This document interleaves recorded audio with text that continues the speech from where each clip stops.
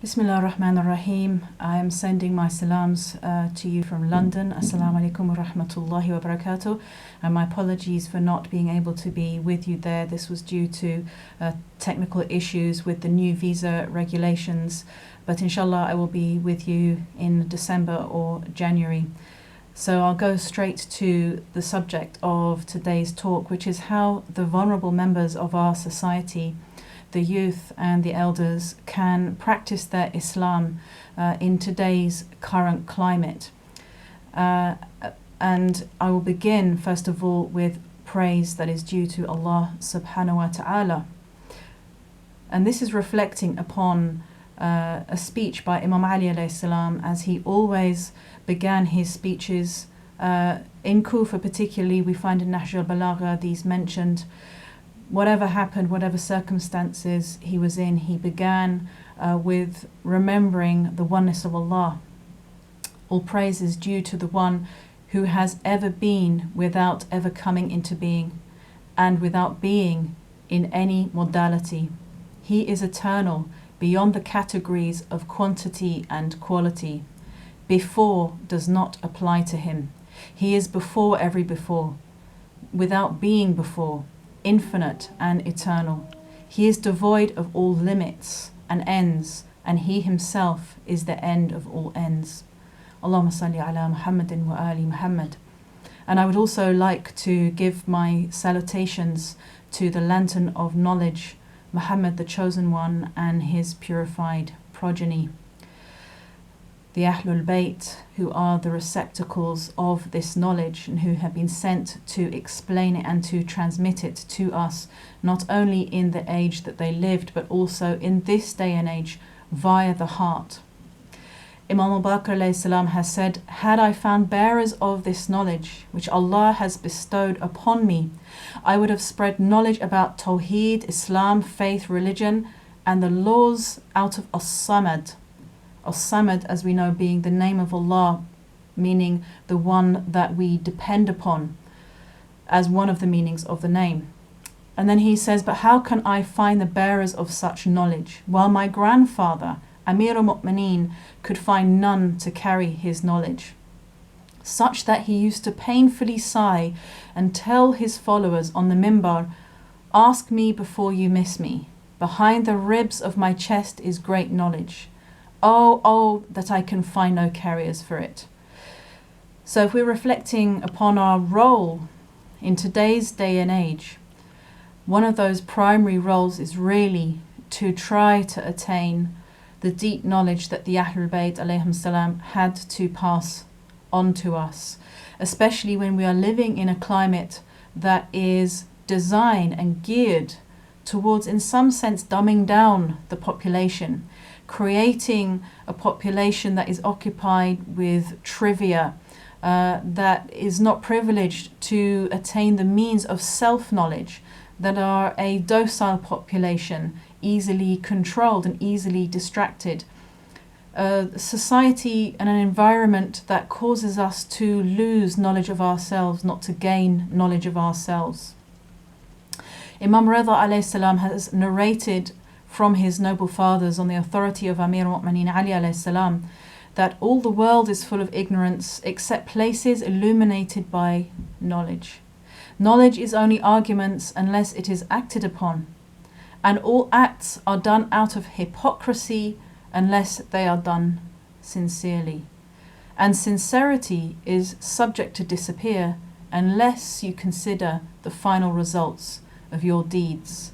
And that is in Uyun al-Akhbar al-Rida and also Mishkat al-Anwar. So again, the Ahlul Bayt have stressed the centrality of knowledge, primarily knowledge of Allah subhanahu wa ta'ala, knowledge of the workings of our universe, knowledge of the workings of our world, knowledge of human nature, and have given us advice on how to be in this world, how to be in existence. And I was at one time ignorant of this path. I didn't know about this path of the Ahlul Bayt. I didn't know about Islam. And having grown up in a non-Muslim family, in a non-Muslim environment, And having come to Islam, I can see that my struggles were the same as the struggles of many youth today, many Muslim women today as well, and also many Muslim elders today as well. When you are younger, you often have less clear sense of yourself and who you are. There may have been challenges to manage which even an adult would find difficult. It's difficult for children to witness the struggles that their parents go through. So if we think about what today's young Shia are going through, we see that their families have had to cope with exile, assassination, survival in a hostile environment, financial challenges, emotional challenges, family breakup, growing up in a capitalist culture that entices you to lose knowledge of who you are because of its incessant distractions. So knowledge isn't just about information. Imam Ali alayhi salam has linked honor with knowledge. He has said that it is enough ignorance for someone not to know themselves. So again, we're thinking about what knowledge do we mean? Again, we have many excelling young people, striving in the college system, striving in the medical world, gaining excellent knowledge of their field, be it law, economics, medicine. But even after these years, they don't come to have a knowledge of their own selves. They don't come to have a knowledge of their own worth as a person. And this is something that has come up recently in conversations that I've had with people. This is the situation that young people are in growing up in the West. And not just the West, but globally now. We're living in a global situation, which is that young people are corralled into or coached into or encouraged to go into this whole system of education, we can say in inverted commas, this whole economic system that is by and large devoid of wisdom. It's not a wisdom-based system. It's pure economics. It's pure outcomes, pure efficiency calculations. And so the training in this system is so occupying of our time that we don't have the time to think. I have had jobs in the past where I have been so busy, I haven't had time to think. You get home from work and you're exhausted. You don't have time to work on those other projects and plans, more creative projects and plans that you had in mind. So you find yourself in a catch-22 situation. You have to pay the bills, but you want to move on in developing yourself as a person, as a human being. But you can't move on and develop yourself as a person and as a human being because you're too busy paying your bills. And there are many talented people out there who just don't have the opportunity to move forward in developing who they are within their heart, within their minds. So this is the challenge that we are up against, balancing attaining Islamic knowledge and putting that into practice. What we are finding is that there are youth who are studying medicine who are starting to ask questions about the religion, questions about the deen. But as some of the other academics and scholars have said around the world, they haven't been trained in the Islamic sciences. They haven't been trained in Islamic knowledge. They are relying on what their parents have passed down to them. So there's an imbalance in the training of the minds and the souls of young Muslim people. And the sciences that are taught within the Western system are posing questions that the parents of many youth cannot answer. And as a result, the youth are starting to become secularized in their thinking and thinking, well, yes, Islam, is a very nice path, and I believe the Holy Prophet was a good person, alayhi salatu wasalam, but, it's not really kind of relevant today, and, I'm pretty happy with my life the way it is, and why do I need religion? And often we find the youth moving away from the deen, and then the parents having a very emotional reaction, the parents feeling shocked and horrified. You have been born into the best path, the path of the Ahlul Bayt. How could you turn your back on it? And maybe we can say that the youth are turning their back on it mainly because they are being trained in the Western secular system. This is posing questions in their minds. And up to now, I would argue that the Muslim world has not met the challenges of these questions. Yes, we have seminaries in the Muslim world where a select number of youth who are academically gifted will go to and study behind high walls, study behind closed doors for many years. And they may learn to be very philosophically and intellectually proficient. But when it comes to challenging, when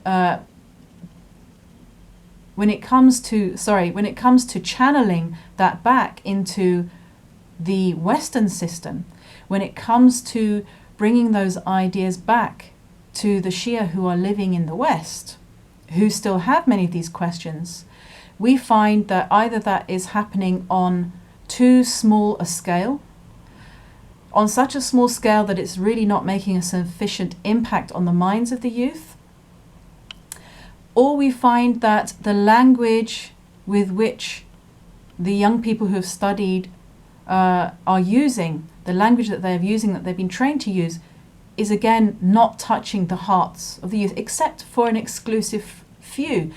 I would say that I have also been through this, having done my doctorate, where you learn to speak and analyze in a certain way. I came out of 5 years of seminars, 5 years of discussions, very nuanced discussions, came into the world of media, and I was still talking as I would do in the university classroom. And I didn't realize that the way I was talking wasn't comprehensible to many people in the media world. I actually had to make an adjustment back into how I spoke, and I was unaware that I was actually speaking like this.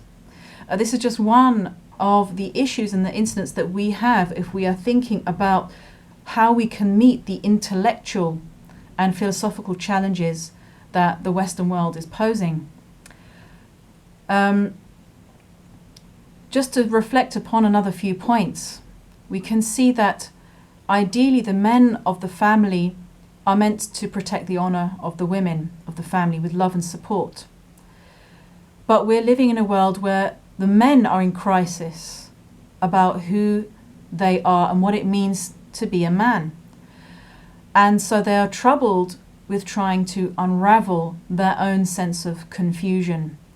And they are increasingly unable to support the women. So I've just mentioned one point, the issue of meeting the philosophical and intellectual challenges that Western secular education has posed to the world for the last 100 years, 150 years. And I would argue that the Muslim world has not come up with solutions to that as of yet. And this is costing us our youth, our young people. Secondly, obviously we have the challenges to family roles and gender roles, and that the young men of today's society are in a sense of confusion as to what they are meant to be and how they are meant to be. And as we know, there's a lot of debate about this on social media.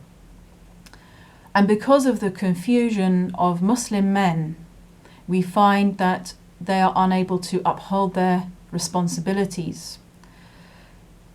We also find that the women, in many ways, have no barrier between themselves and the world. So this protecting garment that used to be the husband in the family has been removed for many different reasons. And I understand in the States, this situation of mass incarceration of, in particular, black men as well. There is this systematic removal of the men from the family. Now, this is nothing new. This is what the French did when they were occupying West Africa. and elsewhere in the Muslim world, one of the colonial policies of Europe was to take the men, the leading men, out of action, to take them out of the family and to render them powerless. They did this in West Africa by taking the leading youth of prominent Muslim families and compelling them to attend what was called the white school. So they were removed physically, mentally, emotionally, internally from centuries and centuries of Islamic traditional learning that had included both exoteric learning and esoteric learning, more importantly, esoteric learning, the learning of the inner reality of things. I would say that this is one of the biggest losses that has been brought to the world with regard to the secular education system, that there has been a loss of the sense of the inner reality of things, a loss of understanding of how to access that inner reality, that inner knowledge, and that inner knowledge of our own selves as well.